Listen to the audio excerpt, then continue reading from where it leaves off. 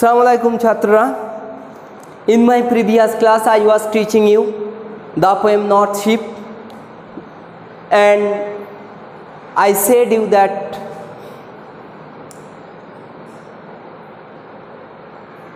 this poem will be discussed. That's why today I have come again to finish the poem. আমি আমার আগের ক্লাসে তোমাদের north sheep নিয়ে আলোচনা করছিলাম এবং নর্থ শিপের আমি অর্ধেকটা পড়িয়েছিলাম। আমরা একটু মনে করার চেষ্টা করি, তিনটে জাহাজ একসঙ্গে যাত্রা করছিল। সেখানে আমরা দেখেছিলাম প্রথম জাহাজ এবং দ্বিতীয় জাহাজের সিচুয়েশান কি হতে পারে এবং কি হয়েছিল সেটাও আমি বলেছিলাম। আমরা আজকের লাস্ট পার্টটা, কবিতার লাস্ট পার্টটা আলোচনা করব। আশা করি তোমরা আবার মন দিয়ে ভালো করে শোনো। এই দুটো ক্লাস মিলেই কিন্তু এই কবিতাটা ভালো করে বুঝতে পারবে। আগের ক্লাসটা কিন্তু অবশ্যই ফলো করতে হবে। আগের ক্লাসে আমি কবি পরিচিতি সম্পর্কে আলোচনা করেছিলাম এবং এই কবিতার কিছুটা পড়েছিলাম। আজকে আমি শেষ অংশটা তোমাদের বোঝানোর চেষ্টা করছি। তোমরা সবাই বই নাও এবং আমার কথা শোনার চেষ্টা করো। আমি এর আগের ক্লাসে আমি বলেছিলাম যে দ্বিতীয় জাহাজটা তারা নোঙর বাঁধতে বাধ্য হয়েছিল। এবারে আমি আবার আজকে শুরু করছি। The third ship drop towards the north. এই যে তৃতীয় জাহাজটা, থার্ড শিপ,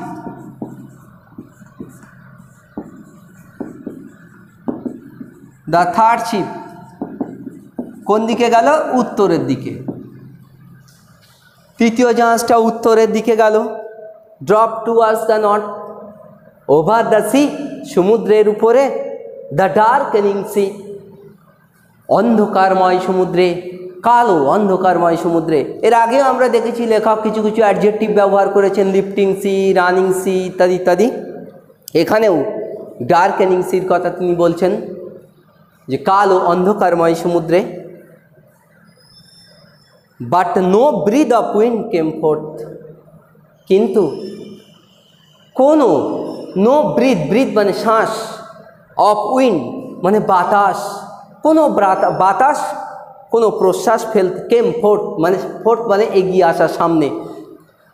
বাতাস তার সামনে এগিয়ে আসতেই পারেনি, বাতাস তার সামনে দাঁড়াতেই পারেনি। এর আগে আমরা দেখেছিলাম যে প্রথম জাহাজটা এবং দ্বিতীয় জাহাজটার ক্ষেত্রে বাতাস যথেষ্ট কার্যকারী ভূমিকা পালন করেছিল, কিন্তু আমরা তৃতীয় জাহাজটার বেলা দেখছি যে বাতাস কিন্তু তার উপরে কোনো রকম কোনো কিছু কারিগরি মানে করতে পারছে না। But no breath of wind came forth, but that and the deck shone frostily, এবং তার পাটাতন, কোন জাহাজের কথা বলছি আমি? তৃতীয় জাহাজ। অ্যান্ড দ্য ডেক্স মানে তার পাটাতন, জাহাজের যে খালি অংশ থাকে, ডেক্স, যে empty place of a ship, day,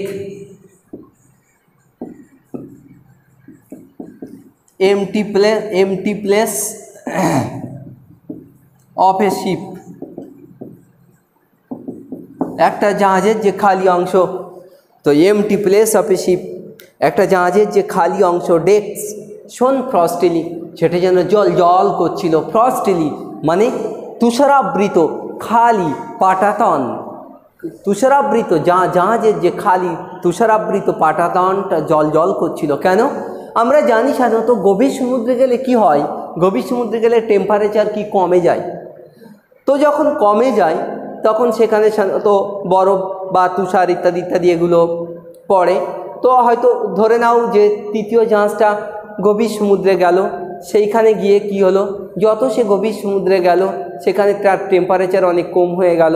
তার ফলে তার সেই খালি পাটাতনে কি হয়েছে, সেই খালি স্থানে সে বরফ বা তুষার পড়েছে। আর সেই সময় যদি একটু ইমাজিন করার চেষ্টা করো, সেই সময় যদি তোমার সূর্য ওঠে আর সূর্যের আলো যদি সেই বরফের উপরে বা তুষারের উপরে পড়ে, তাহলে সেটা তো চকচক করবে। তাই এখানে ফ্রস্টিলি শব্দটার কথা বোঝানো হয়েছে, মানে তুষারের উপরে আলো পড়লে যে চকচক করে, সেটাকে বোঝানোর জন্য লেখক এখানে ব্যবহার করেছেন ফ্রস্টিলি।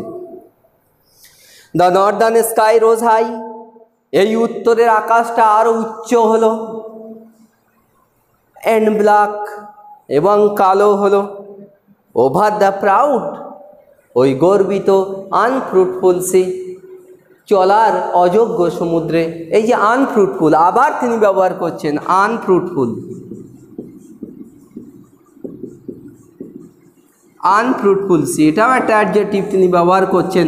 যে সমুদ্রে, চলার অযোগ্য সমুদ্রে, সমুদ্র, সেখানে উত্তাল ঢেউ, উত্তাল ঢেউ, ভয়ঙ্কর সমুদ্র। Unfruitful sea. East and west the ship came back, পূর্ব আর পশ্চিমের জাহাজগুলো সবাই ফিরে এসেছিল। হ্যাপিলি অর আনহ্যাপিলি, কেউ বা সুখে কেউ বা দুঃখে। হ্যাপিলি কেন? দেখো, প্রথম জাহাজটা তো পশ্চিমের দিকে যাত্রা করেছিল, সে কিন্তু একটা ধনবান দেশে পৌঁছে গিয়েছিল। এই ধনবান দেশে পৌঁছানোর ফলে হয়তোবা সে মনের দিক দিয়ে একটু সুখ পেয়েছিল, তাই বলছে হ্যাপিলি। আর দ্বিতীয় জাহাজটা তো তার যাত্রা করতেই পারেনি, সে কী হয়েছিল, সে তো তার নোঙর বাঁধতে বাধ্য হয়েছিল, তাই সে একটু সাধারণত অসুখী। তাই বলছে east and west the ships came back, এই পূর্ব পশ্চিমের জাহাজটা সবাই ফিরে এসেছিল, কেউ বা সুখে কেউ বা দুঃখে। But the third went wide and far, কিন্তু ওই যে তৃতীয় জাহাজটা, সে আরও দূরে, আরও দূরে গেল। ওয়াইড মানে চওড়া, অ্যান্ড ফার মানে আরও দূরে। এখানে ওয়াইড অ্যান্ড ফার মানে আরও দূরে। Beyond the seas, beyond the deep sea, গভীর সমুদ্রে, গভীর সমুদ্রে। ওয়াইড অ্যান্ড ফার মানে বিয়ন্ড দ্য ডিপ সি। এই যে ওয়াইড অ্যান্ড ফার মানে কি, বিয়ন্ড দ্য ডিপ সি, গভীর সমুদ্রে। সে আরও গভীর সমুদ্রে পৌঁছে গেল। Into an unforgiving sea, unforgiving sea. আবার দেখো একটা বলছে আনফরগিভিং, আনফরগিভিং সি মানে ক্ষমার অযোগ্য সমুদ্রে। ক্ষমার অযোগ্য সমুদ্রে, এটাও কবি ব্যবহার করেছেন সমুদ্রের ভয়াবহতা প্রকাশ করানোর জন্যে, যে একটা সমুদ্র কতটা ভয়াবহ রূপ ধারণ করতে পারে। কবি অনেকগুলো অ্যাডজেক্টিভের মাধ্যমে সারা কবিতায় বুঝিয়ে দিয়েছেন। কখনো বলছে রানিং সি, কখনো বলছে আনফরগিভিং সি, কখনো বলছে লিফটিং সি, ইত্যাদি ইত্যাদি। Under a fire spilling A star, একটা অগ্নি ঝরা তারার নিচে। এই যে অগ্নি ঝরা তারার নিচে, এই যে ফায়ার স্পিলিং এ স্টার, ফায়ার স্পিলিং এ স্টার, একটা অগ্নি ঝরা তারার নিচে। এই যে অগ্নি ঝরা তারার নিচে, এই কথাটার মধ্যে দিয়ে কবি কী বোঝাতে চাইছেন, যে everything is going to B destroyed, সব কিছু মানে কি, এভরিথিং, এটা একটা metaphor. Everything is going to B destroyed, DESTROYED, সব কিছু যেন নষ্ট হতে যাচ্ছে, ধ্বংস হতে যাচ্ছে, এমন একটা জায়গা। সেই জায়গায় সে পৌঁছে গেল। And it was rigged for a long journey, আর এটা সাজানো হলো একটা দীর্ঘ যাত্রার জন্য। তাহলে আমরা বলতে পারি যে এই তৃতীয় জাহাজটার ডেস্টিনেশন কোথায় ছিল? একটা fire spilling star, under a fire spilling star, সেটাই ছিল তার ডেস্টিনেশন, সেটাই ছিল তার ডিজায়ার্ড ডেস্টিনেশন, তার কাঙ্ক্ষিত গন্তব্যস্থল। আর সেই গন্তব্যস্থলে কিন্তু সে পৌঁছে গিয়েছিল। বাকি দুটো জাহাজের মতো সে কিন্তু বাতাসের দ্বারা প্রভাবিত হয়নি। প্রথম জাহাজটা যেমন অন্য দেশে চলে গিয়েছিল, দ্বিতীয় জাহাজটা যেমন নোঙর বাঁধতে বাধ্য হয়েছিল, কিন্তু তারা যেমন তাদের ডেস্টিনেশনে পৌঁছাতে পারেনি, তৃতীয় জাহাজটা কিন্তু তাই নয়। তৃতীয় জাহাজটা কিন্তু তার fire spilling stars, under a fire spilling star, একটা জায়গায় সে পৌঁছে গেল, গভীর সমুদ্রে, ইন্টু ডিপ ডিপ সি, সেখানে ছিল তার ডেস্টিনেশন, সেখানে সে পৌঁছে গিয়েছিল। Overcoming all obstacles, overcoming all problems, সমস্ত darkening sky, lifting sky, running sky, তারপরে কুইকনিং সিকে, তারপরে আনফরগিভিং সিকে, আনফ্রুটফুল সিকে, সব কিছুকে ওভারকাম করে পিছনে ফেলে সমস্ত ঢেউ, ঝড়, তুফান, আনফ্রুটফুল সি, আনফরগিভিং সি, সব কিছু লিফটিং সি, রানিং সি, সব কিছুকে ওভারকাম করে সে কিন্তু ফায়ার স্পিলিং স্টারের তলায় পৌঁছে গিয়েছিল। হ্যাঁ, এটাই ছিল তার গন্তব্য স্থল। তাহলে জয়ী হলো কে? জয়ী হলো দ্য থার্ড শিপ। তাহলে আমরা বলতে পারি এই থার্ড শিপটা আমাদের কাছে একটা সিম্বল, আমাদের সিম্বল। আমরাও যদি ওই থার্ড শিপের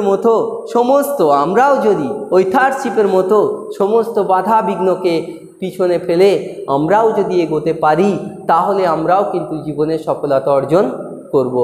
তাহলে এই তৃতীয় জাহাজটা আমাদের কাছে সিম্বল অফ অ্যাসপিরেশন। আর স্টুডেন্টস, একটা কথা বলি, একটা কবিতার মধ্যে অনেক লিটারেরি ডিভাইস থাকে, যেটা হয়তো অনেকেই এই ভিডিওটা অনেকেই দেখবে, তখন হয়তো মানে অনেকেই হয়তো ভাবতে পারে স্যার অনেক লিটারেরি ডিভাইস নিয়ে কিছু বললো না। আসলে একটা কবিতার মধ্যে অনেক ফিগার অফ স্পিচ থাকে, অনেক লিটারেরি ডিভাইস থাকে, অনেক পোয়েটিক ডিভাইস থাকে, ইত্যাদি ইত্যাদি থাকে। এগুলো এখন তোমাদের অতটা জানার সময় নয়, এখন অত মনেও রাখতে পারবে না। যেমন মেটাফোর থাকে, যেমন সিম্বল থাকে, সিম্বল থাকে, ইত্যাদি ইত্যাদি অনেক কিছু এরকম থাকে। তো সেগুলো নিয়ে আমি আলোচনা করছি না, ঠিক আছে? এটা একটু বলে দিলাম। তাহলে আমি আবার একবার পড়ছি, তাহলে নিশ্চয়ই কবিতাটা বুঝতে পারছি। আমি আবার একবার পড়ছি। The third ship drop towards the north, তৃতীয় জাহাজটা উত্তরের দিকে চলে গেল। ওভার দ্য সি, সমুদ্রের উপরে। দ্য ডার্কেনিং সি, অন্ধকারময় সমুদ্রে। But no breath of wind came forth, কিন্তু কোনো বাতাস তার সামনে গিয়ে দাঁড়াতে পারেনি। অ্যান্ড দ্য ডেক শোন ফ্রস্টিলি, আর তার পাটাতন যেন জল জল করছিল, তুষারাবৃত পাটাতন যেন জল জল করছিল। The northern sky rose high and black, উত্তরের আকাশটা আরও উচ্চ হলো আর কালো হলো।